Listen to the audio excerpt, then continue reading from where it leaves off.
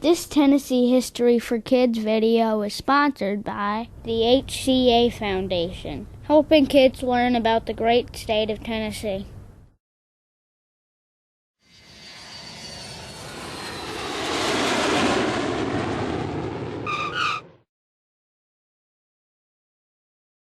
We are now in Texas. I'm standing in front of the Alamo. This is the place where an army under a colonel named Colonel William Travis fought off an army from Mexico under General Santa Anna and withstood for about 12 days before basically all of the Texans were killed.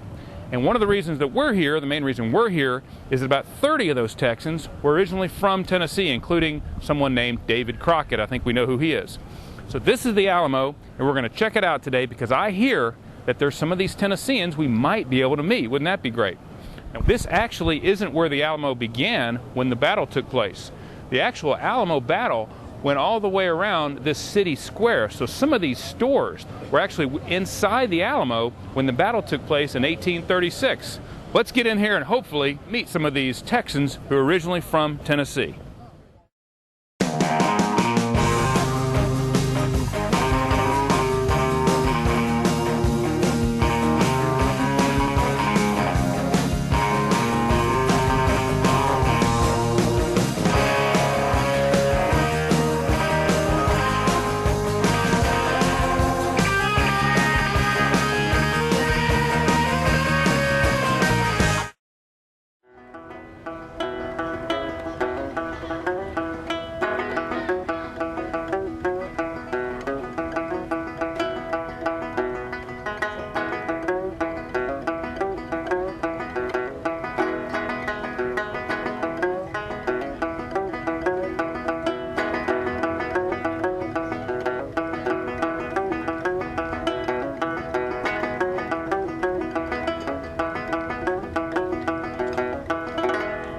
Crouching down right in front of the Alamo Church, and this is a pretty interesting plaque.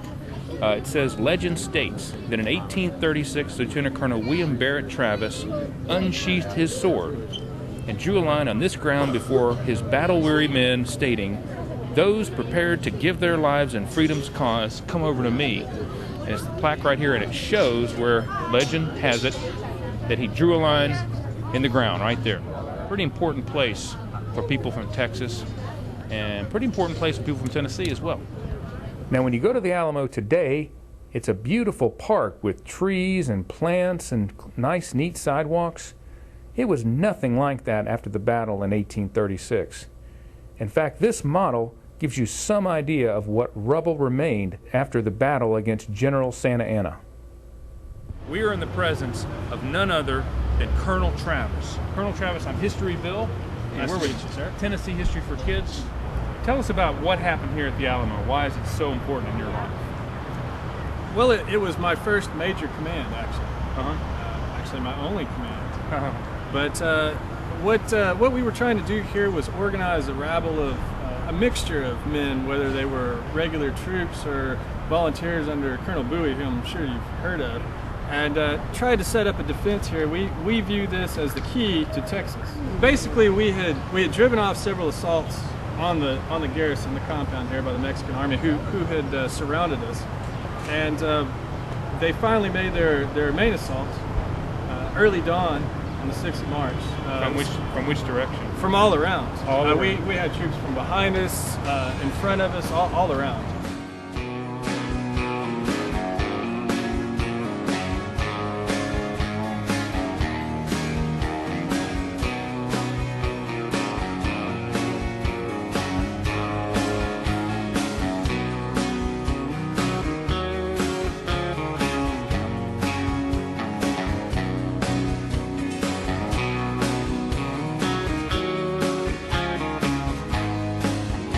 I said before that all the Texans were killed.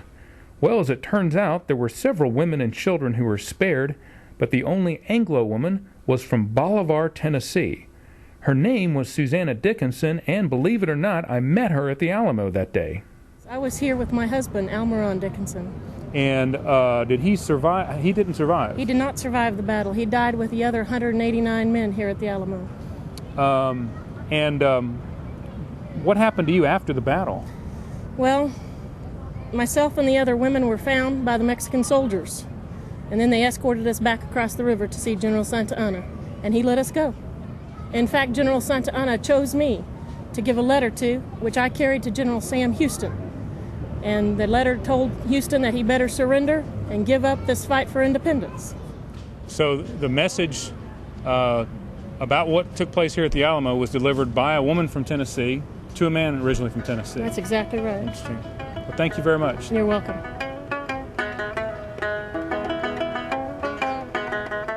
General Houston did retreat, but he soon amassed an army that attacked General Santa Anna at a place called San Jacinto.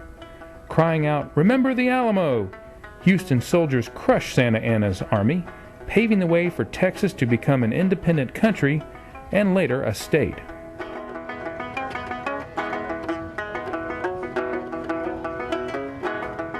Now, it was a long journey from Tennessee here to Texas to come to the Alamo. And like I said, I'm not the only person to make this journey. As a matter of fact, here's a man whose name is William Cherry.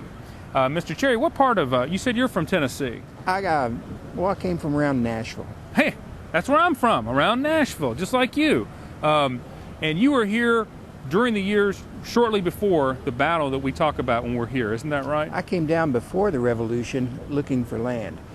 Stephen F. Austin had been advertising for land, actually for colonists to come settle the land in the Nashville papers, and many people in Tennessee had an interest in Texas. So a lot of your friends were killed here. Well, I knew Colonel Crockett and many of the Tennesseans that came with him. Oh. What kind of people were these Tennesseans? They were very independent-minded. They talked a lot about liberty. Liberty. And about how they were fighting for their rights. In 1835, when I first came to San Antonio, it was just a sleepy little town on the Mexican frontier. Most of the houses were built out of adobe or stone, maybe about 2,000 people. When you come back to a place like this, having been here all long ago, how do you feel to see that it's still here and see that there's a big city around it? It's actually encouraging to come back, and although many things are strange, yeah, we had wanted Texas to grow and to prosper, and certainly it has done that. Yes. I can assure you that San Antonio is not sleepy anymore.